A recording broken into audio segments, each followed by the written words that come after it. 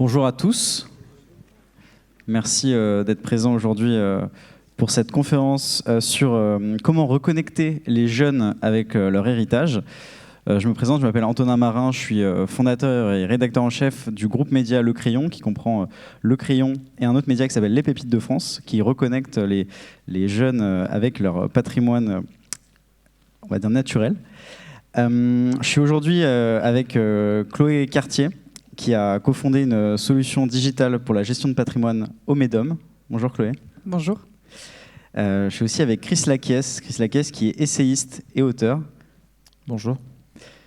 Et je suis avec Louis Poinsignan, cofondateur de l'association Les Ombres et qui travaille aussi à McKinsey. Et Les Ombres, c'est une association qui aide les jeunes issus de la DAS à s'insérer professionnellement. Merci pour l'intro. Bonjour Louis. Je voulais commencer cet échange sur la question de l'identité. À quel point le patrimoine culturel, le patrimoine qu'on a aujourd'hui, il définit notre identité, Louis? Bon, c'est une très bonne question. Bonjour à tous, merci d'être là. Pour répondre à ta question, je vais prendre un peu de deux prismes parce que j'ai un peu de deux métiers. En tout cas, nous, on travaille donc avec les jeunes de l'aide sociale à l'enfance.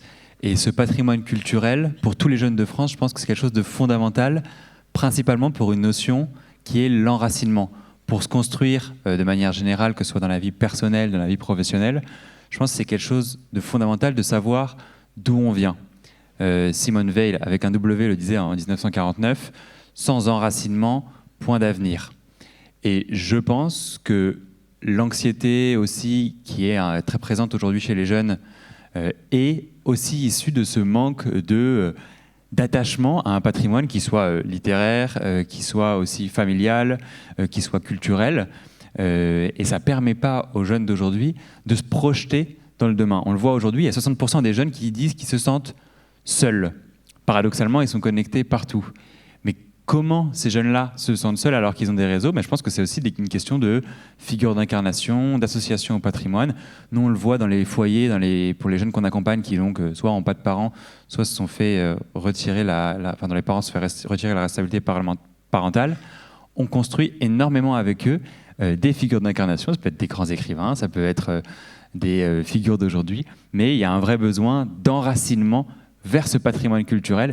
Et c'est les premiers à vouloir se tourner vers des activités, typiquement aller au musée, et qui sont attachés au patrimoine français. Donc oui, effectivement, donc on a une jeunesse, c'est à la fois paradoxal, parce qu'on a une jeunesse qui est hyper connectée, qui sait tout sur tout, en tout cas on a l'impression qu'elle sait tout sur tout, et en même temps qui a besoin de revenir au passé et à son patrimoine. Chris, comment tu le ressens, toi, en tant que aussi créateur de contenu littéraire sur les réseaux sociaux? Alors, je vais essayer de dire quelque chose d'intelligent. On t'écoute. Je pense déjà que la chose la plus importante, c'est de se dire quel intérêt est-ce que les jeunes peuvent trouver aujourd'hui à travers la culture, que ce soit une culture littéraire, que ce soit une culture historique ou autre. Moi, je vais parler plutôt de la culture littéraire pour le coup. L'importance pour les jeunes aujourd'hui, c'est qu'il y a une déconnexion de notre passé à travers une tentative de le remémorer. Donc dans ce sens, il y a déjà un paradoxe. Et la chose que je trouve intéressante, c'est que ce matin, je faisais des petits calculs et je regardais les recherches du CNL, donc Centre national du livre, qui disait que les jeunes passaient 10 fois plus de temps sur leur téléphone qu'à lire, et que le temps qu'on passait, en tout cas pour les jeunes qui lisaient sur un livre, était de 19 minutes environ par jour. Et la moyenne de temps qu'un jeune passe sur son téléphone est de 3 heures. Donc, j'ai décidé de faire des petits calculs. Je ne suis pas un grand matheux, mais ce n'est pas bien compliqué. On fait ces 3 heures sur l'année. Donc, ces 3 heures sur l'année, ça représente 45 jours passés sur le téléphone. C'est-à-dire que 45 jours dans l'année, c'est énorme. C'est 1 mois et demi qu'on passe sur le téléphone. Donc, il y a une tentative de vouloir s'extraire du réel pour pouvoir peut-être des fois mieux le comprendre. Donc revenir dans le patrimoine culturel, c'est réussir à expliquer aussi que la vie se trouve à travers l'histoire, des histoires qu'on peut raconter, donc les histoires littéraires, et surtout, pour en revenir à l'identité, ces histoires qui vont perdurer à travers le temps, elles se rattachent à une figure fixe. Les jeunes aujourd'hui vont s'identifier à je stéréotype, à Nabila, à des grands créateurs de contenu qui sont en accord avec différentes opinions, mais ils n'ont pas la connaissance de certains grands auteurs. Ça peut être Yourcenar, qui est la première femme à rentrer dans l'Académie française, ça peut être Virginia Woolf pour les femmes, ça peut être Camus. Moi, Camus m'a énormément aidé, où des personnes qui paraissent inaccessibles au premier abord parce que assez élitistes en quelque sorte, sont en réalité des gens qui parlent de nous. Kafka n'était pas fait pour être écrivain. Il a passé une grande partie de sa vie à travailler dans une assurance. Donc c'est une personne qui vivait comme nous et qui est dépendante de certains désirs et de certaine envie d'exprimer son écriture et son art. Donc ce qui est important, c'est de permettre aux jeunes d'avoir de la connaissance et de pouvoir s'identifier à certains auteurs, à certaines personnes. Alors, encore une fois, moi je parle du domaine littéraire, mais à certains auteurs, pour justement réussir à se dire qu'il y a d'autres possibilités que les réseaux sociaux, ou alors les réseaux sociaux sont la possibilité de pouvoir m'y extraire de temps en temps. Voilà. Chloé, toi tu t'occupes au quotidien de l'héritage familial. Comment cet héritage familial il construit notre identité ? Alors, je pense qu'on a aujourd'hui un choc des générations, finalement, à partir de la génération des millénials, qui est devenue très digitale, justement. Une perception du patrimoine qui change complètement. On était sur une notion de patrimoine historique, de patrimoine émotionnel, de patrimoine familial avec la génération des baby-boomers. Et aujourd'hui, le patrimoine est devenu en grande majorité ou beaucoup plus un vecteur de rémunération, c'est-à-dire qu'on va investir pour pouvoir gagner quelque chose. Et c'est un peu aussi le sujet de la génération, de se dire qu'aujourd'hui, quand on s'investit ou quand on investit dans quelque chose, il faut qu'il y ait un retour et qu'il faut qu'il y ait un gain. Donc on a aujourd'hui ce choc des usages aussi, une gestion papier et une génération papier face à une gestion digitale et une génération complètement digitale native. Comment réconcilier ces deux générations, parce que là, aujourd'hui, on arrive dans une période où on va avoir un transfert de patrimoine. Pour tout vous dire, c'est estimé à l'échelle mondiale à 92 000 milliards de dollars. Ça représente énormément d'argent, certes, mais ça représente aussi énormément de patrimoine historique, de patrimoine familial, en tout cas, qui aujourd'hui est en suspens de transmission. Et qu'il va falloir trouver une manière de réconcilier finalement ces deux générations pour pouvoir arriver à faire la transmission et éviter que l'histoire se perde au passage. Comment cette histoire peut se perdre justement, et aujourd'hui, comment toi tu œuvres très concrètement pour éviter ça ? Elle se perd parce qu'aujourd'hui une transmission familiale, c'est source de conflits. On en reparlait, financièrement, fiscalement, ce sont des sujets très compliqués. Et au final, on peut finir par perdre une partie de ce patrimoine parce qu'on n'a pas anticipé. Aujourd'hui, nous, on aide finalement les familles à partager l'information, à briser une sorte de tabou qui peut exister sur la transmission. Et donc, quand on a l'information, quand on partage l'information, je pense qu'il y a un vrai sujet sur le partage aussi, et quand on partage et qu'on n'a pas peur de partager cette information, on arrive déjà à anticiper bien plus sereinement. Et ce qui fait qu'on peut transmettre plus qu'un patrimoine financier. Je suis assez d'accord, et même sur le patrimoine culturel, je m'amusais à regarder ce matin comment se classe la France en termes de patrimoine culturel. En fait, on a 45 000 monuments classés. Il y en a 15 000 qui sont du patrimoine religieux. C'est du patrimoine qui intéresse les jeunes, on l'a bien vu avec Notre-Dame. Et cette transmission, on voit qu'il y a un enjeu générationnel parce que parmi ces monuments, il y en a 4 000 qui sont en état de péril, complètement délabrés. Et on le voit, il y a un peu un chaînon à transmettre à ces jeunes générations en leur disant voilà, ce patrimoine, c'est aussi vous, c'est aussi votre histoire, il y a le poids des anciens. Et moi, ça m'a rendu particulièrement triste de voir qu'au-delà du patrimoine, en effet, de la maison de famille dans laquelle on a toujours vécu, il y a aussi ce patrimoine profondément historique et parfois religieux, mais qui fait partie de l'histoire de France, qui n'est pas transmis à nos jeunes et qui peut être aussi un vecteur d'enracinement. Et je trouve que c'est quelque chose de beau, c'est quelque chose de grand. Il y a un effort national, je ne suis pas Stéphane Bern ou Pierre-Édouard Sterrin, mais il y a un vrai effort à faire pour reconnecter ces jeunes-là à leur patrimoine, qui soit en effet financier, littéraire, ou aussi culturel et historique. Et je vais un peu plus loin, là, sur les 10 prochaines années, on va avoir une transmission d'entreprises. On estime à 700 000 le nombre d'entreprises qui vont devoir être transmises d'ici 10 ans.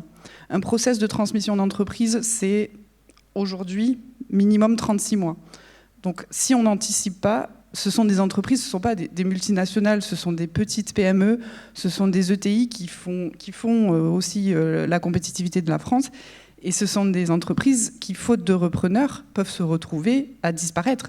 Ce qui fait qu'on peut aussi assister à la perte de savoir-faire, de brevets, de ce qui fait aujourd'hui la compétitivité économique de la France. Donc il y a aussi cette compétence-là. C'est lié à la pyramide générationnelle ou c'est... Exactement. On a un quart des chefs d'entreprise qui ont plus de 60 ans. Donc moi j'ai tout intérêt à reprendre les entreprises pour 1 euro symbolique et y faire travailler les jeunes de placement foyer. Exactement, bon, et ça serait une boucle qui serait une vocation de Bernard Tapie, c'est perdu aujourd'hui.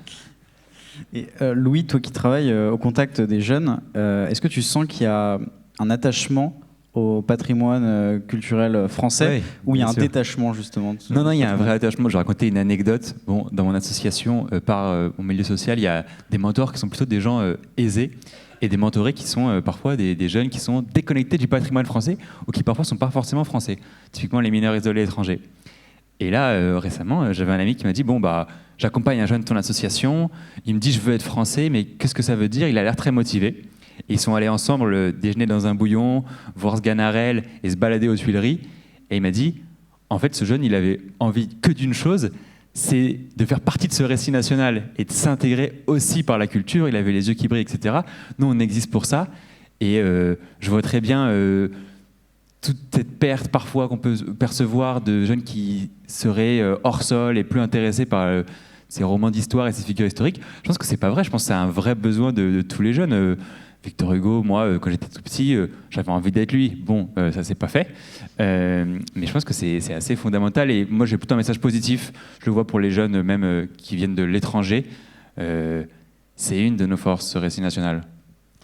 Et pourtant, il y a ce qu'on appelle la cancel culture aussi. Je voulais aborder ça parce que c'est un sujet très émotionnel aussi, un rapport émotionnel à notre héritage et notre patrimoine. Christopher, on en parlait tout à l'heure. Tu voulais aborder ce sujet ? Alors, pour moi, la cancel culture, c'est un véritable problème aujourd'hui auquel on a affaire. Hein. Peut-être expliquer. Je ne sais pas si tout le monde sait ce que c'est la cancel culture. Voilà, c'est cette tentative de soustraire l'histoire en prenant pour modèle l'homme sans la séparer de son œuvre, sans la séparer de tout le contexte. Il y a beaucoup de questions morales et éthiques qui rentrent en jeu dans cette problématique. Mais il y a quand même quelque chose qui revient et qui est pour moi le plus important, c'est cette tentative de vouloir faire oublier au monde quelque chose qui constitue son histoire, nous offre la possibilité tragique de pouvoir le reproduire. En fait, c'est ça le véritable problème. C'est-à-dire que si on oublie qui était Céline, sous prétexte que Céline a écrit des pamphlets antisémites, on n'est plus dans une optique éducative, mais on est dans une optique de suppression. Mais non pas une suppression parce que ça va avoir un bénéfice sur la société, mais ça va être une suppression parce que la personne ne correspond pas aux valeurs que moi je protège. Donc on s'érige comme un modèle, et de ce modèle, on prend pour partie, on hiérarchise le mal en disant on va canceller Céline, mais on ne va pas canceller les Grecs qui avaient des esclaves, parce que ce n'est pas le même temps. Donc il y a une tentative de hiérarchisation du mal comme ça qui est déjà une erreur, parce que quand on rentre dans un cadre moral, à ce moment-là, il va falloir supprimer beaucoup de monde. Et on voit qu'en dessous du 19e siècle, on ne va pas parler énormément d'histoire. La culture, ça va vite être réglé si on supprime tout le monde. En dehors de ça, je pense que ce qui est intéressant, au contraire, il y a une autre question qui rentre en jeu, c'est évidemment, si on supprime, on prend le risque d'oublier et de ce fait de le reproduire. Et l'autre problème, c'est qu'il y a la question de la réédition. C'est-à-dire que, est-ce qu'aujourd'hui, on va jouer sur rééditer, par exemple, Bagatelle, rééditer Dans de Beaux Draps ? Aujourd'hui, est-ce qu'il y a un intérêt vraiment à ça ? Ça se divise en deux parties. Il y a un intérêt à partir du moment où c'est une belle édition qui est faite et que dans cette édition-là, il y a des annotations en bas de page qui expliquent les contextes. Donc là, on est dans un cadre éducatif. Maintenant, si on prend Bagatelle ou si on prend les autres textes, je prends l'exemple de Céline, mais il y en a d'autres, de Céline, et que du coup, on édite sans explication, là, ça peut être perçu et approprié de manière différente. Donc, la véritable question qu'il faut se poser, c'est pas de supprimer ce qui ne fonctionne pas, mais c'est plutôt de réussir à expliquer comment est-ce que l'œuvre a été créée. Et le problème, c'est ça qu'on a avec les jeunes. Alors, en tout cas, moi, ce que je retrouve, parce que je dirige une communauté d'1 million de personnes sur la culture littéraire et la culture philosophique sur les réseaux sociaux. Donc, c'est plutôt optimiste, il y a quand même des gens qui s'y intéressent. Maintenant, le problème que je retrouve, c'est qu'il y a des énormes critiques et des tentatives de suppression de ce que je peux proposer, des tentatives de vraiment soustraire l'éducatif autour de certains auteurs, autour de certaines pensées, sous prétexte que celui qui l'a produite se veut être une personne néfaste. Ou en tout cas, pas un bon symbole. Et on a été récemment confronté à ça avec Gérard Depardieu, sauf que Gérard Depardieu est vivant et que du coup, ça pose encore d'autres questions parce que est-ce qu'on va l'enrichir ou pas, alors que Céline est décédée, et de ce fait, c'est quand même beaucoup plus facile à accepter. Donc, il y a des choses qui se tiennent, et d'autres qui se tiennent beaucoup moins. Mais, et je vais parler de Simone Veil, mais du coup, avec un V, on a quand même un combat qui est intense à travers cette mémoire de la Shoah. On voit la montée encore d'un antisémitisme aujourd'hui. Je pense que c'est d'autant plus important de parler de ce qui s'est passé. On voit la montée des extrêmes, donc c'est d'autant plus important d'expliquer comment est-ce qu'un régime totalitariste se met en place aujourd'hui. Éduquer les jeunes, de se dire, comme le disait très bien Gérald Bronner hier, il ne suffit pas d'être fou pour pouvoir rendre des choses folles, ou encore moins, les croyances radicales n'arrivent jamais de manière radicale. Elles passent par différentes échelles, un escalier en quelque sorte, qui nous arrive à une certaine croyance à la fin. Et donc tout ce mouvement éducatif, culturel, et ici je rejoins Victor Hugo qui dit que la liberté commence là où l'ignorance finit. Et donc, c'est une certaine forme de liberté pour les jeunes de se dire, s'intéresser à votre culture, créer du désir envers tout ce patrimoine culturel qu'on a, ça nous permet, nous, de pouvoir être libres de savoir ce qui est bien, de ce qui est mal, de ce qui peut être étudié et de ce qui ne doit pas être supprimé. Voilà. Donc, c'est pour ça que cette cancel culture-là est un problème, sachant que le mouvement même de la cancel culture produit son opposé. C'est ça qui est drôle. C'est qu'on ne parle pas de Céline, mais à partir du moment où quelqu'un va vouloir le canceller, tout le monde va en parler. Donc en fait, le fait de vouloir canceller une chose ne fait que lui donner plus de valeur et plus de puissance. Donc on voit que c'est un mouvement qui se bat envers lui-même en réalité. Et donc on est dans une certaine forme de servitude volontaire. C'est pour ça que je reste persuadé qu'il vaut mieux continuer dans l'explication et de dire que Picasso a produit de magnifiques œuvres, mais qu'il s'est nourri et qu'il a été cette personne-là, que Céline a été cette personne-là et a été capable de produire des œuvres, mais c'est complètement dissonant. Comment un homme comme Céline peut faire un truc comme Le Voyage ? Comment est-ce qu'on peut créer un monstre littéraire comme ça en étant un homme assez médiocre ? Enfin, ça crée une dissonance. Et donc ce besoin de cohérence-là fait qu'on rentre dans des dilemmes moraux et éthiques qui sont extrêmement difficiles à résoudre aujourd'hui. Ouais, donc ne pas choisir le patrimoine culturel au fur et à mesure des années, mais plutôt nourrir son esprit critique et favoriser justement une sélection, mais plus par la réflexion sur les œuvres. Même au-delà de l'esprit critique, parce que l'esprit critique, il peut aussi amener à une certaine forme de scepticisme et à partir dans un doute exacerbé. Je pense ce qui est intéressant, c'est surtout la capacité d'aller penser contre soi-même.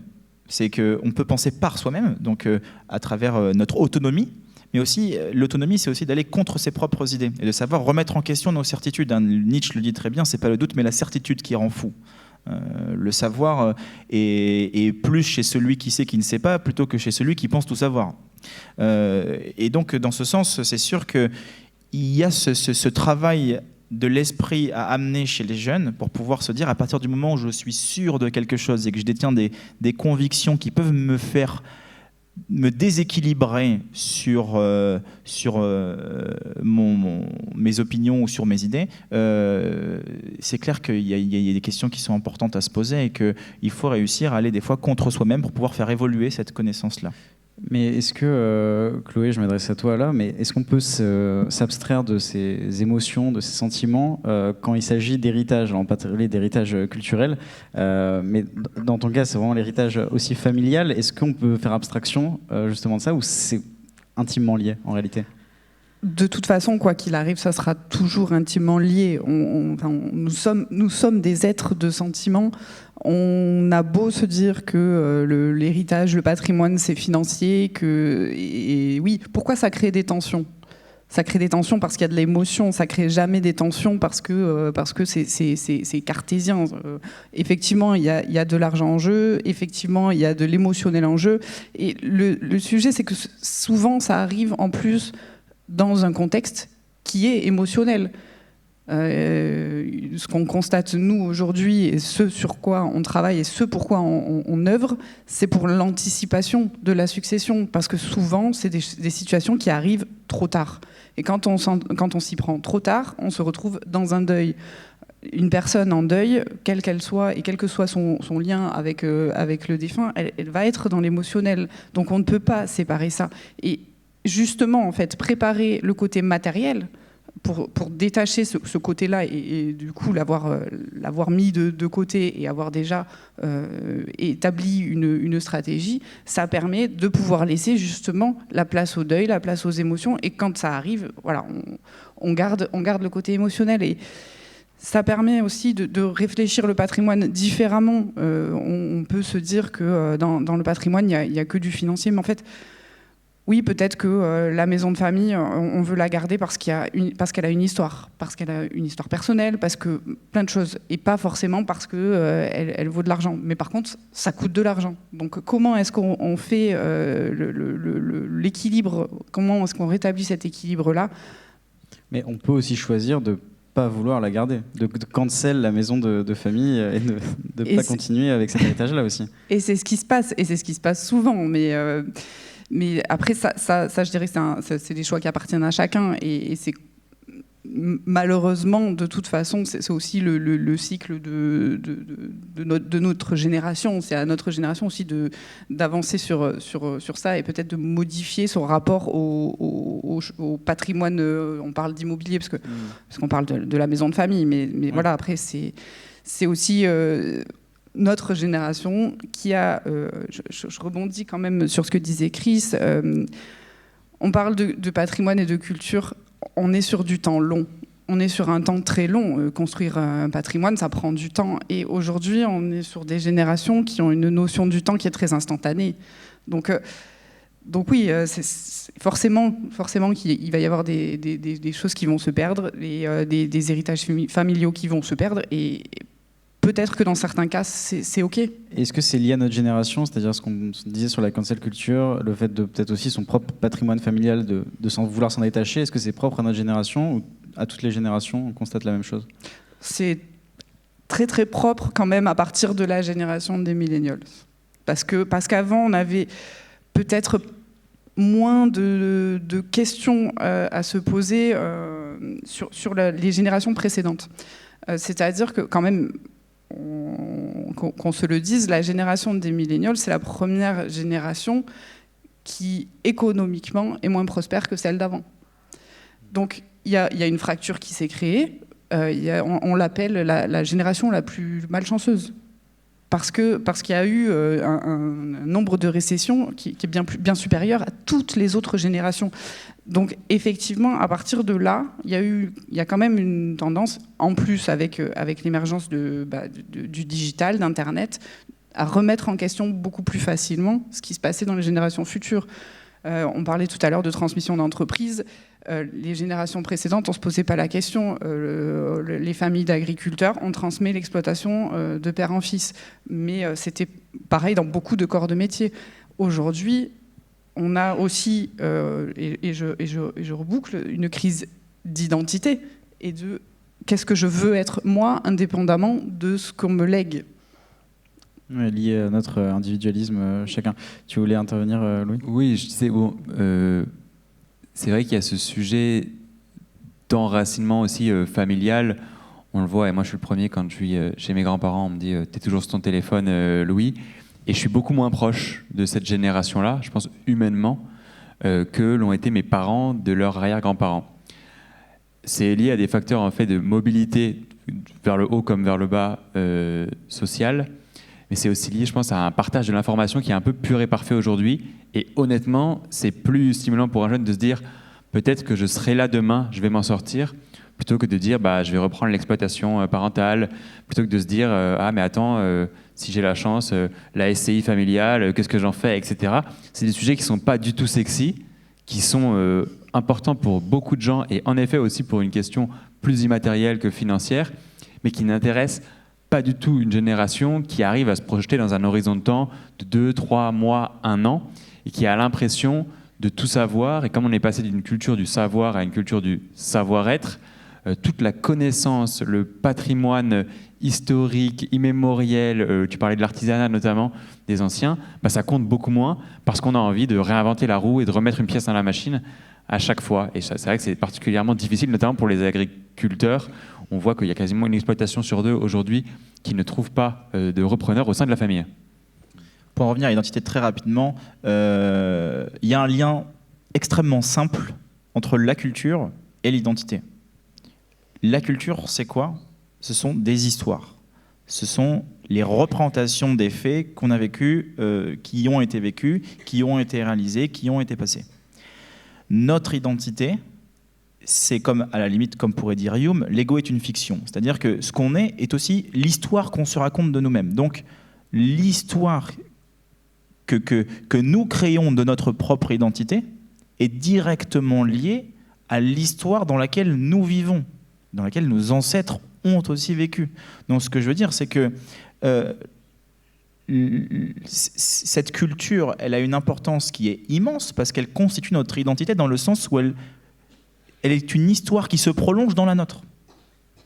Et ainsi de suite. C'est-à-dire que c'est comme ça que l'histoire évolue, à travers des histoires qui s'entrecroisent et qui perdurent. Donc c'est une tentative de vouloir faire relier ce qui perdure avec, ce qui est éphémère avec ce qui demeure, donc c'est-à-dire avec la mémoire commune qu'on peut avoir d'une chose ou la mémoire personnelle qu'on va avoir, et aussi avec l'éphémérité des moments et l'éphémérité du passage. Mais dans cette quête identitaire, il doit y avoir un lien qui est pour moi important entre justement l'histoire. Dans une période où on va avoir un transfert de patrimoine, pour tout vous dire, c'est estimé à l'échelle mondiale à 92 000 milliards de dollars.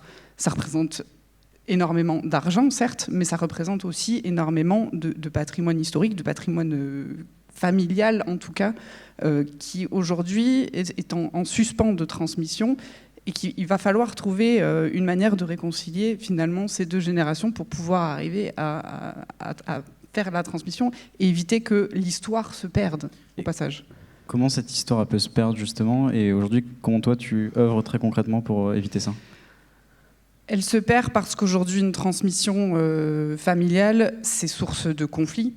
On en reparlait, financièrement, fiscalement, ce sont des sujets très compliqués. Et au final, on peut finir par perdre une partie de ce patrimoine parce qu'on n'a pas anticipé. Aujourd'hui, nous, on aide finalement les familles à partager l'information, à briser une sorte de tabou qui peut exister sur la transmission. Et donc, quand on a l'information, quand on partage l'information, je pense qu'il y a un vrai sujet sur le partage aussi, et quand on partage et qu'on n'a pas peur de partager cette information, on arrive déjà à anticiper bien plus sereinement.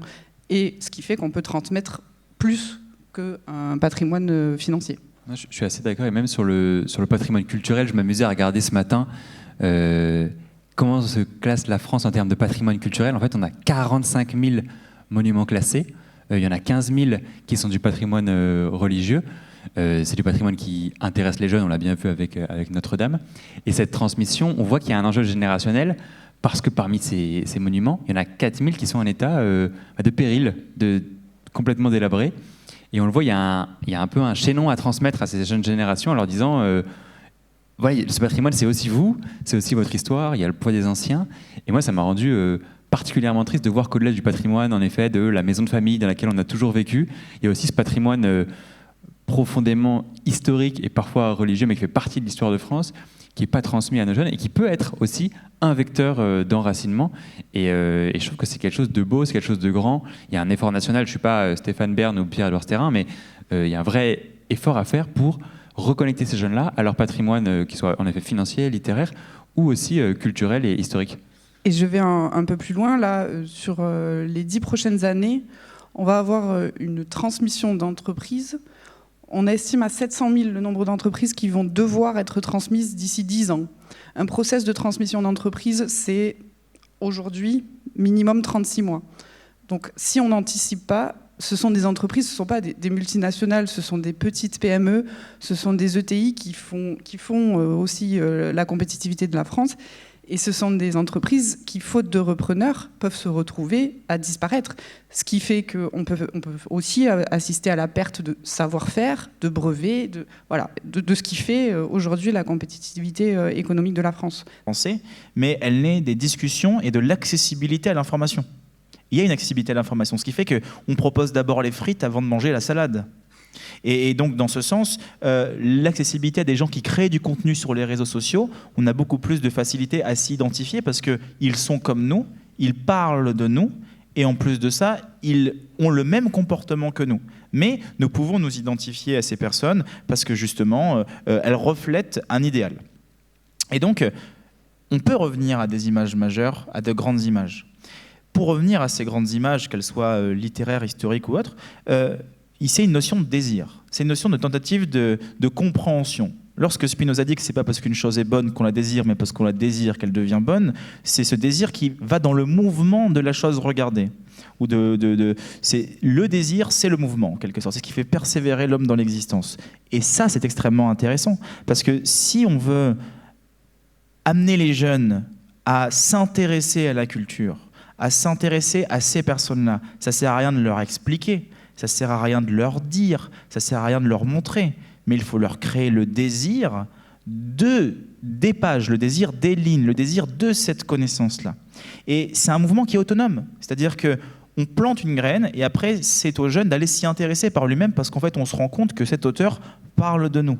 Et le nombre d'auteurs qui n'ont pas eu le bac, par exemple, le nombre d'auteurs qui étaient des cancres à l'école. Moi, j'étais un cancre à l'école. Donc, je peux vous dire que j'en ai trouvé quelques-uns, ça m'a fait du bien de les entendre. Et de pouvoir m'identifier à eux et de me dire, dis donc, on peut être très mauvais à l'école et puis, au final, réussir à écrire des choses assez sympas. Faire une conférence aux rencontres de l'avenir. Ah non, mais... mais ce que je veux dire, c'est que... c'est parce que ça paraît intangible, ça paraît inaccessible. Et surtout que c'est démodé.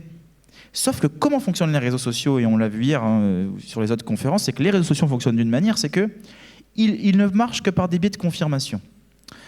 On va créer un intérêt pour quelque chose, la plateforme a pour but de nous faire tenir le plus longtemps possible sur cette plateforme, c'est comme ça qu'elle se rémunère, et donc va nous proposer du contenu qui correspond à mon intérêt. Et donc, si nous, en tant que créateurs de contenu, enfin moi en tout cas, je prêche pour ma paroisse, on crée de l'intérêt. On crée de l'intérêt, juste créer ce désir-là. Et que la personne décide de s'intéresser à, je sais pas moi, à la vie de Camus, à la vie d'Hugo, à la vie de Kafka, de Dostoïevski, peu importe. Et puis, la plateforme, pour les faire tenir, va devoir leur proposer plus de contenu dans cette culture-là. Et ainsi de suite. Et donc, c'est comme ça que moi, je me retrouve avec une personne qui tombe sur une de mes vidéos et qui, un mois après, décide de m'envoyer un message et de rentrer en contact avec moi en me disant « ça y est, je me suis mis à te suivre parce qu'en fait, je me rends compte que ça m'intéresse beaucoup ». Mais parce qu'il y a eu d'abord le premier pas, le premier intérêt. Et donc, c'est jouer avec les réseaux sociaux pour amener les jeunes à sortir des réseaux sociaux. Donc toi, ton but, c'est de plus avoir d'abonnés un jour, c'est ça ? En tout cas, c'est d'avoir des gens qui me suivent pour pouvoir se dire que dans les livres, ils trouveront beaucoup plus de choses que dans ce que je raconte. Chloé, tu voulais intervenir ? Non, je voulais parler en figure représentative. C'est vrai par exemple, dans tout le monde de l'entrepreneuriat, là, pour le coup, on en trouve quand même pas mal. Et les jeunes arrivent à aller chercher tout ce qui est... on peut prendre des exemples divers et variés, surtout de l'autre côté de l'Atlantique. Mais en matière d'entrepreneuriat, les jeunes arrivent à trouver des figures auxquelles s'identifier. Et justement, je pense parce que cette notion de désir, elle existe, parce que c'est des personnes qui ont réussi.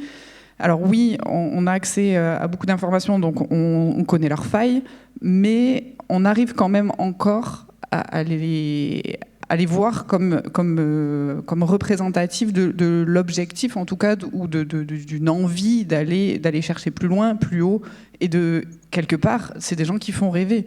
Oui. Et d'ailleurs, il y a le monde entrepreneurial, mais il y a aussi le monde culturel avec un autre aspect que la littérature, mais la musique, qui inspire beaucoup aussi la jeune génération. Beaucoup de vecteurs culturels passent aujourd'hui par la musique. Peut-être, je ne sais pas si tu le constates, Louis. Non, c'est vrai que c'est des figures qui sont préservées aujourd'hui, à peu près les figures musicales, les figures du monde cinématographique, comme les modes de consommation de culture, je pense que tu reviendras là-dessus, ont changé du bouquin poche à la série Netflix. C'est vrai que ces figures-là continuent encore, et heureusement d'ailleurs, à faire émerger parfois un travail de réinterprétation de certaines figures historiques. Et ça, c'est plutôt sain, et moi, ça me rassure en tout cas. Et on parle des grandes figures historiques qui nous inspirent, mais il y a aussi les gens du quotidien, de notre quotidien, qui nous inspirent. Est-ce qu'on est moins inspiré justement par les gens de notre quotidien? Je pense à notre famille, à des professeurs. Est-ce qu'on a encore des figures inspirantes aujourd'hui pour les jeunes? Il y a Chris, c'est un peu le hussard noir de la Troisième République, mais au goût du jour. Je suis pas persuadé d'être un modèle. Hein. Non, mais je pense que tu sais beaucoup mieux que moi, parce que tu as une vraie communauté et ces gens-là, ils te suivent. Et c'est difficile aujourd'hui d'intéresser des jeunes. Je vois avec mes petits cousins pour lire un bouquin. Donc, dis-nous comment tu fais. Il n'y a pas de méthode magique miracle, évidemment. Mais il y a quand même quelque chose d'intéressant. C'est que la connaissance, dans son évolution, en tout cas de ce que demandent les jeunes aujourd'hui, c'est de savoir pourquoi est-ce qu'ils apprennent ce qu'ils apprennent. Moi, je vois ma petite nièce qui me dit j'ai jamais réutilisé mon compas dans ma vie. À quoi ça m'a servi d'utiliser mon compas, un compas? D'accord. En soi, c'est pas complètement tort. Peut-être que ça ne te servira pas dans ce que tu fais, mais si tu avais fait autre chose, ça t'aurait sûrement bien aidé d'avoir quelques connaissances en tout cas. Ce que je veux dire par là, c'est que la connaissance chez les jeunes doit avoir un intérêt pratique. À quoi est-ce que ça va leur servir de connaître la critique de la raison pure de Kant? C'est pas évident tout de suite comme ça. Mais il y a des choses à en tirer, des choses qu'ils peuvent utiliser. À quoi est-ce que ça va leur servir aujourd'hui dans leur vie de lire? Par exemple, on le voit avec le Covid. Avec le Covid, lisez La Peste de Camus. Vous allez voir que vous allez comprendre en partie qu'il y a des auteurs qui vous permettent de vivre des vies par procuration à travers des récits qui vous touche concrètement et complètement aujourd'hui. Ça peut être ça, comme ça peut être plein d'autres auteurs. Et donc, ce qui fait que ça nous fait vivre des vies par procuration. Ce qui est intéressant, c'est qu'il faut qu'ils sachent à quoi est-ce que ça va leur servir. Donc, quand on va parler de la double pensée chez George Orwell, quand on va parler du désir chez Spinoza, du manque chez Schopenhauer ou autre, quand on part de la ruche pour aller à l'abeille, c'est beaucoup plus facile que partir de ce que je veux leur donner pour aller vers l'intérêt. En fait, on part de ce que eux ils vivent. Et donc quand on leur dit OK et qu'on leur parle de l'allégorie de la caverne sur les réseaux, sur l'allégorie de la caverne de Platon, et qu'on leur montre que peut-être que les ombres projetées sur le mur sont en réalité leur téléphone, et ce qu'ils regardent constamment tous les jours en scrollant. Et si ça se trouve qu'ils sont peut-être enfermés dans leur caverne, alors là ça les concerne directement, parce qu'en fait ils sont tous les jours sur un téléphone, ils ont accès à une information qui n'est peut-être pas la véritable information. En tout cas, pas ce qui se passe réellement. Et ça, c'est intéressant, parce que du coup, on part de ce qu'eux vivent pour pouvoir leur apporter une certaine forme de connaissance. Et donc sur les réseaux, moi en tout cas c'est comme ça que je fonctionne, c'est que je pars toujours soit d'un enjeu politique de ce qui s'est passé aujourd'hui, soit de ce qu'ils vivent aujourd'hui dans nos rapports sentimentaux. L'amour a été analysé chez Spinoza, l'amour chez les Grecs est vu de plein de manières différentes qui nous permet de nous pouvoir nous identifier et dire ok, j'ai plein de connaissances et je peux choisir ce qui m'intéresse aujourd'hui. Et dans ce que je choisis, je crée un intérêt, je m'y intéresse, je creuse, et donc là on évolue dans ce monde-là. Et pareil avec les œuvres littéraires, parce que vu qu'aujourd'hui le monde est assez tragique en soi, hein. On meurt pour mourir, ça donne pas vraiment envie à premier abord, je suis pas sûr qu'on signe tous si on avait un contrat à signer auparavant. Donc ce qui se passe, c'est qu'il faut quand même réussir à trouver une certaine forme de sens. Il y a une énorme quête de sens dans cette quête identitaire, et une énorme quête de compréhension. On voit des mouvements spiritualistes qui se créent dans tous les sens, il se passe des choses, aujourd'hui on voit des trucs incroyables. Par contre, ce qui est intéressant là-dedans, c'est que la littérature nous permet de nous extraire du réel, pour vivre des vies par procuration, donc vivre des vies à travers des auteurs qui vont nous faire vivre des choses à la fois dérangeantes, à la fois étonnantes, et comme disait Faulkner, pouvoir aussi nous permettre de pouvoir mesurer l'ombre. De pouvoir mesurer l'ombre dans laquelle on tape. C'est-à-dire que cette littérature-là, elle a un pouvoir énorme, et pour ça, il faut créer des émotions chez les jeunes. Et des émotions, c'est de dire que peut-être que la vieillesse, comme pourrait le dire Céline, c'est quand on n'a plus beaucoup de musique en soi pour faire danser la vie. Voilà. Et bien ça, chez les jeunes, il se passe quelque chose, parce que c'est magnifique, et parce qu'on dit comment est-ce que les mots peuvent dire des choses qui vont au-delà de ce qui est exprimé directement. Et à partir du moment où il y a cet intérêt, où il y a cette chose-là, les plateformes marchent avec nous, indépendamment de leur volonté, mais marchent avec nous pour pouvoir leur proposer ça. Et c'est pour ça que moi, je ne suis pas pessimiste quand je vois qu'il y a 1 million de personnes. Je me dis, OK, il y a de l'intérêt. Il y a de l'intérêt. Sur les solutions, on remarque aujourd'hui que les jeunes cherchent de la sincérité, à mettre un peu fin aux mensonges, aux tabous. Comment on arrive à, justement, est-ce que la solution, finalement, c'est pas juste d'être sincère et d'en finir avec les tabous ? Je pense qu'une partie de la solution se trouve ici. Effectivement, on est du coup sur une génération en quête de sens, en quête de compréhension, en quête d'explication sur le pourquoi, le comment. Et je pense que c'est une génération qui supporte de moins en moins les tabous, quels qu'ils soient. Et effectivement, autour de l'héritage, on le remarque.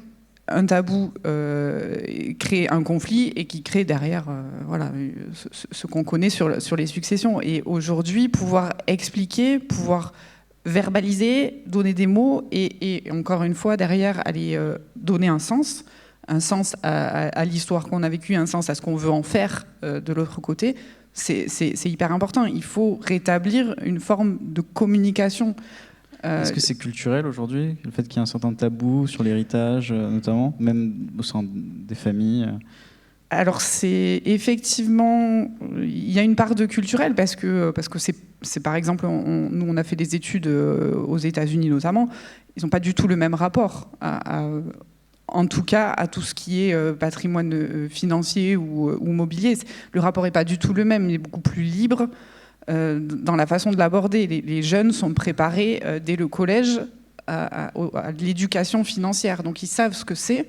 Et en fait, ça permet une certaine fluidité. Aujourd'hui, je reviens sur ta question sur les figures et les modèles qu'on peut avoir au sein en tout cas de l'entourage proche. Le fait qu'on ait une génération en quête de sens, on a tendance à plus se remettre en question. Et le côté, cette fracture numérique qui existe aujourd'hui, et ce que tu disais très justement, que effectivement la génération d'aujourd'hui a plus à apprendre sur le numérique à la génération d'au-dessus, ça c'est quand même assez inouï. Et c'est réel, et c'est ce qui se passe. Ça fait que le rôle modèle, il est un peu déstabilisé, parce que quand on doit apprendre à son rôle modèle, on rentre dans une dichotomie qui est assez marquée. Donc aujourd'hui, oui, utiliser peut-être ces différences, communiquer sur ces différences, et puis les accepter, hein, et du coup briser un certain nombre de tabous, en tout cas évoluer, éduquer dans le sens à aller briser ces tabous pour que la communication soit, enfin, que la sincérité soit là, quoi. Peut-être juste pour réagir là-dessus, c'est vrai qu'il y a un dénominateur commun aujourd'hui qui est honnêtement, du parcours des jeunes de la DAS que j'accompagne et aux consultants de McKinsey, c'est cette quête de sens. Et cette quête de sens, en fait, elle a un aspect destructeur pour ce fameux héritage culturel. Parce que comme on se permet de remettre en question tout le temps, ça crée des sentiments d'anxiété. Alors oui, il y a des points communs dans la volonté de s'en sortir, dans la fierté d'être français, mais il y a aussi cette remise en question permanente qui est commune à tous les milieux sociaux et qui ne permet pas, je pense, une certaine forme d'épanouissement personnel. Et donc, quand on le voit, tu disais, avec la transmission du patrimoine financier, on se dit, mais est-ce que je suis légitime? Est-ce que c'est vraiment moi qui mérite? Est-ce que j'hérite du mérite? Et ça crée le fameux syndrome de l'imposteur qu'on voit aujourd'hui sur ces générations-là, qui ont l'impression d'avoir bénéficié de choses qu'ils ne méritent pas, ou de faire des choses et de ne pas être assez légitime. Et ça, c'est un vrai enjeu, notamment dans le monde de la santé mentale aussi, sur ces questions-là. Et moi, je le vois, c'est tout public, honnêtement. Merci beaucoup à tous les trois. On a un peu de temps pour les questions. Est-ce qu'on a des questions dans l'assemblée? Monsieur qui a levé la main tout de suite, est-ce qu'il y a quelqu'un pour donner le micro? On va vous apporter un micro. Je ne sais pas s'il y a quelqu'un pour apporter un micro. Ah si. Merci.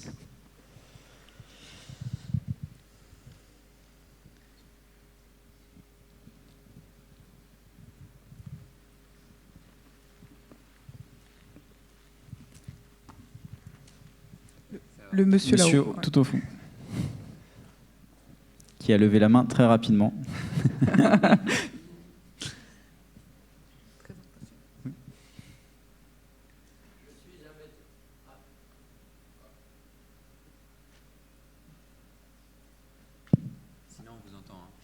Je suis un médecin à la retraite et évidemment les sociologues français insistent énormément sur le milieu social. Et de ce milieu social, on va en faire un champ. C'est-à-dire que sur ce champ, à force de parler en famille, vous allez avoir cette éducation. Par exemple, on prend Céline. Bon, Céline est un grand auteur, mais quand on lit Voyage au bout de la nuit, j'avoue qu'au début, on est un peu désarçonné parce qu'un langage officiel, il inclut un langage populaire. C'est la première fois qu'en littérature, quand vous lisez Céline, vous êtes un peu choqué parce que dans un texte littéraire, ce langage populaire fait toute la différence. Mais après, quand on accepte cela, évidemment, quand on lit Céline, sa façon d'écrire quand il est revenu des États-Unis dans Voyage au bout de la nuit et que, pour un médecin, il a ouvert son cabinet à Paris, mais c'est une mine de choses. Mais pour en revenir à cette culture, le milieu social, hélas, ou tant mieux, fait énormément. Et quelle est votre question ? Et ma question, c'est qu'effectivement, comment améliorer cette culture qu'apporte le milieu social? Quels sont les ingrédients à apporter par des professeurs de philosophie au lycée ou ailleurs ou dans les réseaux sociaux? Et quelle serait notre typologie de pédagogie à mettre pour intéresser les jeunes, parce que leur raconter exactement une leçon de philo, ça ne les intéresse pas. C'est une autre façon de s'exprimer. Et quelle est cette façon? Grande question. Je pense. Christopher, tu l'avais un peu abordé pendant la conférence. Merci beaucoup pour cette question. Effectivement, Céline, avec ce langage argot est très populaire et langage très parlé, en fait, en réalité, a transformé le monde de la littérature complètement. Je ne pense pas que le milieu social soit le dénominateur commun. Au contraire, ce que je peux remarquer sur les réseaux sociaux, c'est que les gens qui ont le moins accès à l'information ou à certaines études ont un réel intérêt de vouloir essayer de comprendre. Ce qui est intéressant de savoir, c'est que à partir de quel point je me base, où est-ce que je commence cette recherche?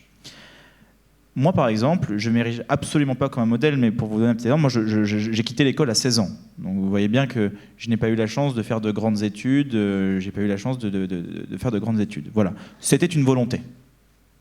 C'était pas imposé, quoi. C'était une volonté. À partir de là, ce qui se passe, c'est que les jeunes ont beaucoup plus, les jeunes des milieux défavorisés ou de certains milieux qui de base ont une accessibilité à l'information qui est un peu plus réduite, encore qu'aujourd'hui c'est très faux parce qu'avec les réseaux sociaux on a accessibilité à une multitude d'informations et avec l'arrivée de l'IA, n'en parlons même pas, ont beaucoup plus de facilité à s'identifier à une personne comme moi. C'est-à-dire parce qu'ils se disent, ok, ce gars-là il a des tatouages partout, il ressemble pas du tout à ce qu'il dit, il ressemble pas du tout à ce qu'il fait, à la limite il sort de prison et il va nous dire ce qui se passe à l'intérieur, mais il va surtout ne pas nous parler de littérature. Et donc le fait de pouvoir s'identifier à certains modèles, ça leur permet de pouvoir se dire que c'est accessible pour tout le monde. Et c'est comme les enfants avec la lecture. Ça ne sert à rien de dire aux petits, moi je vois ma fille, je ne lui dis pas de lire, c'est parce qu'elle me voit lire qu'elle lit. Donc il y a une certaine forme d'identification à travers le geste. Et la mémoire et la culture, c'est aussi le mouvement.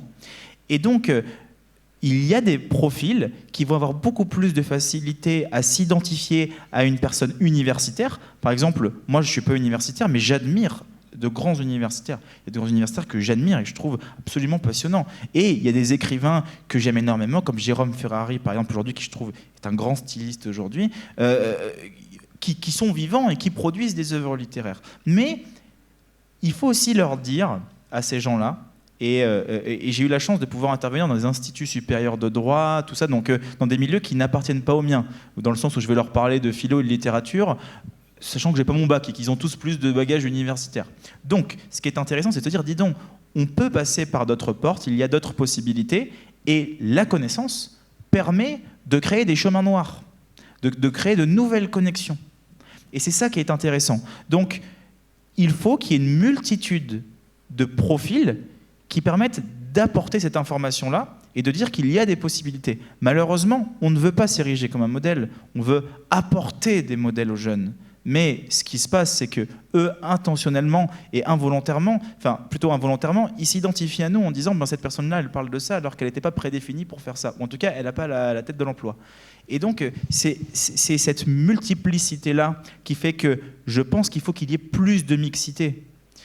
Dans les universités, faire intervenir des jeunes qui ne viennent pas des universités pour pouvoir parler à des gens qui les correspondent, qui leur correspondent, et à l'opposé, dans certains milieux défavorisés, montrer qu'il y a des personnes qui sont universitaires, qui ont des gros bagages intellectuels et de grosses études, qui peuvent parler à des gens comme nous, parce qu'ils parlent à hauteur d'homme aussi à un certain moment donné. Et donc, je pense qu'il faudrait plus de mixité à travers des témoignages, ce qui permettrait aux jeunes de pouvoir se dire qu'il y a d'autres possibilités. Merci Christopher. Je parle beaucoup. Hein. Ouais, c'est une réponse peut-être un peu plus courte, mais c'était top. On a une autre question. Bonjour, merci. Je voulais juste vous demander comment est-ce que vous concevez de contrecarrer le phénomène de cancel culture qui est quand même, qui a déjà pris des proportions énormes et qui continue de se propager. Enfin, comment est-ce que vous concevez de contrecarrer ce phénomène, quoi ? Donc, comment contrecarrer la cancel culture, ouais. C'est ça ? J'ai un plan d'action, comme disait. Alors, on t'écoute, Louis. Non, honnêtement, je pense que la meilleure réponse face à la cancel culture, c'est la culture et l'accès à la culture à hauteur d'homme. En fait, c'est pas en cancellant la cancel culture qu'on va réussir à faire quoi que ce soit. C'est pas en combattant avec les armes des ennemis qu'on va réussir à faire quoi que ce soit. Et ça, c'est quelque chose qui est fondamentalement important pour moi. En fait, c'est l'offre littéraire qu'on va offrir, l'offre culturelle, la vulgarisation, le cœur qu'on va y mettre, montrer que c'est quelque chose qui est accessible à tous, montrer que c'est pas un phénomène purement bourdieusien. Et ça, c'est fondamental. Nous, on le voit à travers des jeunes donc, qui sont plutôt orphelins, pupilles de la nation. Ils sont en effet beaucoup plus inspirés par quelqu'un qui est passé par un trajet comme le leur que par quelqu'un qui est un grand universitaire. Et c'est ça aussi qui créer un terreau fertile pour la cancel culture. On se dit, c'est pas comme moi je vais recréer mon histoire, sans tenir compte des anciens, de ce qui s'est passé avant. Mais je pense que la plus belle forme de revanche contre la cancel culture, c'est la culture. Et l'éducation. Et l'éducation, pour le coup. Ouais, on a une autre question. Oui, bonjour. Je me présente comme un professeur de lettres classiques à la retraite, comme on dit. Je suis un peu déçue que vous n'ayez pas dans l'évocation des œuvres que vous présentez aux jeunes le désir d'expliquer à quoi ça sert aussi pour le cerveau et pour le développement de la personnalité, mais aussi que c'est l'occasion d'une liberté, qu'on gagne sa liberté. J'ai passé mon temps à dire aux élèves justement que je pourrais leur imposer, je pourrais leur faire aimer n'importe quoi. Je parlais d'Hitler. D'ailleurs, un jour, pour les provoquer, je leur ai dit que c'était un type bien. La classe était polie, ils n'ont rien dit. Au bout d'un moment, je me suis mise en colère. J'ai dit, mais alors, on peut vous faire avaler n'importe quoi. Je leur ai dit, c'est ça la liberté. Elle s'acquiert à travers la connaissance, à travers des lectures différentes, voire très souvent difficiles. Et justement, je voudrais savoir ce que vous pensez à travers la cancel culture, la réécriture des œuvres, et qui fait suite, en fait, à l'abréviation des œuvres qu'on trouvait trop longues, que ce soit dans le théâtre, que ce soit dans des... Vous avez cité Victor Hugo, c'est vrai que ça représente un pavé quelquefois, mais je pourrais en citer d'autres. Merci. C'est intéressant, je pense que Ouais, c'est extrêmement intéressant, et pour le coup, je vous rejoins entièrement sur ce que je disais de Victor Hugo, comme vous le savez très bien, que la liberté passe par la connaissance. Donc là-dessus, je ne peux pas être plus d'accord avec vous là-dessus. Maintenant, il y a un temps de cerveau disponible. C'est-à-dire que tous ces jeunes-là, ils ont un temps de cerveau disponible qui est immense et ils vont nourrir leur cerveau d'une certaine manière. Moi, ce que nous, on essaye de faire, en tout cas, c'est de réussir à les nourrir, à leur apporter de la nourriture intellectuelle qui vont les faire se diversifier. C'est-à-dire qu'on peut très bien parler d'une œuvre accessible comme L'étranger, et on peut très bien parler de Crime et Châtiment de Dostoïevski, qui est déjà beaucoup plus dense. Et pour autant, leur montrer que ça existe, et qu'il y a des choses intéressantes, et que moi je suis pas forcément, il y a plusieurs styles de réécriture, parce qu'effectivement on veut essayer de diminuer certaines œuvres pour les rendre plus accessibles, mais c'est justement parce qu'elles sont longues, c'est justement parce qu'elles demandent un effort intellectuel que non seulement la satisfaction après la lecture est plus grande, mais qu'on ne peut pas omettre des détails. Lorsqu'on a Ivan Karamazov et Alyosha qui font une tirade sur est-ce que le mal peut coexister avec l'existence d'un dieu, on ne peut pas raccourcir ça. Ce n'est pas possible. On ne peut pas, parce qu'on passe à côté de l'information. Et l'information, c'est aussi l'effort intellectuel d'aller à l'intérieur. Et donc, nous, on ne peut pas faire l'effort pour eux. On ne peut pas y aller pour eux. On peut leur dire que s'ils se posent cette question-là, ils vont trouver des réponses ici. Je pense que c'est le travail que vous avez fait sûrement toute votre vie par rapport à ça. Sauf qu'aujourd'hui, ce travail-là, nous, on le fait de manière digitale. Et on est confronté à un problème, c'est le problème de la multiplicité d'informations. Ils sont assénés d'informations constamment. Et la seule chose qu'ils retiennent, ce qui les fait s'arrêter, ce n'est pas la beauté, c'est l'émotion. C'est ce qu'ils vont ressentir lorsqu'ils vont... Il n'y a pas de mémoire sans émotion. C'est ce qu'ils vont ressentir là-dedans. Donc, nous, on joue là-dessus. Moi, je joue là-dessus. Essayer de montrer ce que ça fait, ces œuvres, ces textes, ce qu'on peut retrouver dans du Balzac, mais évidemment, on ne peut pas les faire rentrer directement dans du Balzac. Il faut les amener de manière progressive. Et là, il y a aussi d'autres choses qui se passent, c'est qu'on veut réécrire, par exemple, des œuvres comme Jane Austen et les faire mettre dans de la romance. Et dire, on va réécrire Orgueil et préjugés de Jane Austen et on va le mettre dans de la romance. Donc dans des œuvres de romance qui n'ont pas la même... Ouais, c'est ça que j'allais dire, mais je voulais pas le dire tout de suite. Qui n'ont pas la même puissance littéraire que Jane Austen. Et ça, c'est un problème. Parce que c'est un problème à partir du moment où on n'explique pas que ce qui est produit n'est pas l'œuvre. Et donc c'est pour ça que je reviens toujours à l'éducation. Parce que l'éducation, c'est pas uniquement ça se passe pas uniquement dans les salles de cours. Ça se passe partout. Et ça se passe notamment sur les réseaux sociaux. De dire que effectivement, il y a eu une reprise de Jane Austen dans de la romance, mais que ce n'est pas Jane Austen. Et que c'est encore moins Orgueil et préjugés. Et que c'est pas parce qu'on a vu Gérard Depardieu dans Les Illusions perdues que le film des Illusions perdues de Balzac, c'est les Illusions perdues de Balzac. Bien évidemment que non. Mais on le voit avec le Comte de Monte-Cristo aujourd'hui. La réadaptation du Comte de Monte-Cristo fait que Dumas se vend énormément. Il y avait un téléfilm aussi avec Gérard Depardieu en 4 épisodes, beaucoup plus long, 50 minutes. et donc, c'est pour ça qu'il faut qu'il y ait des portes d'entrée. Il faut qu'il y ait des portes d'entrée à la réflexion. Maintenant, ce qui est difficile, c'est de choisir par quelle porte est-ce que je décide de les faire entrer. Et là, c'est toute la grande difficulté, parce qu'avec tout ce qu'on retrouve aujourd'hui dans le développement personnel, avec toutes les œuvres, tous les trucs, les 4 accords Toltec, les 5 blessures de l'âme, tout ça, ça peut être des premières portes d'entrée pour aller vers les stoïciens, pour aller vers les épicuriens, ça peut être des portes... Mais le problème, c'est que si on reste figé là-dedans, sans le côté éducatif de se dire que ces œuvres-là se basent de quelque chose, que ça va plus loin, qu'on peut trouver d'autres questionnements et non pas des réponses, et c'est ça qui est important, et je terminerai là-dessus, c'est que les jeunes cherchent des réponses, mais il faut réussir à leur proposer des bonnes questions. Il faut réussir à les amener vers la question sans chercher la réponse dans des secrets qu'on dit à tout le monde et des clés qui ouvrent toutes les portes. Et c'est ça, je trouve, qui est intéressant. C'est à travers le travail que vous avez fait, que nous on fait de manière très humble sur les réseaux sociaux, c'est de se dire, voilà, on peut leur poser des questions et que la réponse, ils vont la trouver s'ils vont lire Crime et Châtiment, par exemple, de Dostoïevski. Et qu'il y a des questions sur la culpabilité, par exemple, qui peuvent être extrêmement intéressantes. Et donc, on essaie de les guider vers cette porte d'entrée-là, mais on ne peut pas les amener de manière trop frontale ou trop violente vers des œuvres, vers Balzac tout de suite. Je ne peux pas faire ça. Il faut d'abord que je les amène doucement à apprivoiser ce que peut être l'œuvre. Merci beaucoup Christopher. Est-ce qu'il y a peut-être une dernière question?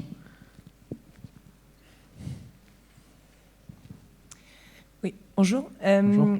Je me demandais comment vous faites avec les algorithmes. Enfin, on s'entend qu'il y a quand même beaucoup de jeunes qui sont totalement addicts aux réseaux sociaux.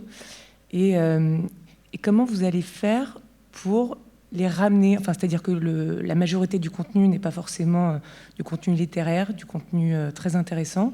Et comment on va récupérer, je pense qu'on connaît tous des jeunes un peu perdus qui vont manger du contenu vraiment pas passionnant, et comment on arrive à aller les chercher, et notamment vis-à-vis des algorithmes. Les algorithmes fonctionnent sur l'attention, c'est-à-dire qu'on a 3 secondes. C'est les 3 premières secondes d'une vidéo qui fait que la personne va la regarder ou pas entièrement. Et sur une vidéo, moi je propose des vidéos de 30 secondes, 1 minute 30, 15 minutes, 1 heure. Donc comme ça, ils peuvent entrer par un intérêt envers, je sais pas moi, Kafka, ensuite aller un petit peu plus loin et voir, par exemple, pourquoi est-ce que Max Brod n'a pas respecté son pacte avec Kafka, et puis, ah bah tiens, je vais m'intéresser à la vie de Kafka, et donc après aller plus loin, et puis finir sur France Culture, ce serait génial, qu'ils puissent avoir vraiment des trucs avec des spécialistes sur l'auteur et qu'ils étudient le truc aussi de leur côté. Donc on a 3 secondes. On a 3 secondes. Et en 3 secondes, la seule chose qu'on peut faire, c'est parler d'eux. Et parler d'eux de manière assez choc. Et là, c'est un rôle qu'on doit jouer. L'authenticité sur les réseaux sociaux, j'ai du mal à y croire. Il y a des tripes qui sortent dans la passion, parce que moi, par exemple, je suis passionné de littérature. Si je le fais, c'est parce qu'il y a des tripes qui sortent. Mais je suis obligé de jouer sur un code. Et le code sur lequel je suis obligé de jouer, c'est celui de créer l'intérêt. Si je commence une vidéo en disant « le bonheur n'existe pas », je sais que les jeunes vont le regarder. Parce que ça va à contre-courant de tout ce qu'ils pensent. Mais derrière, je vais l'amener, pourquoi est-ce que Schopenhauer pense que le bonheur n'existe pas, que le bonheur est une illusion, ou peu importe. Et puis après, on peut les amener vers de la connaissance. Mais il faut toujours aller chercher, en partant d'eux, en partant des problématiques qu'eux vivent, peut-on séparer l'homme de l'œuvre? C'est une question, je sais que les gens vont regarder. J'ai fait une vidéo de 5 minutes là-dessus sur Instagram, qui est un contenu qui est du contenu court, et je fais des millions de vues sur cette vidéo, parce que justement... on parle de quelque chose qui les concerne directement dans leur implication.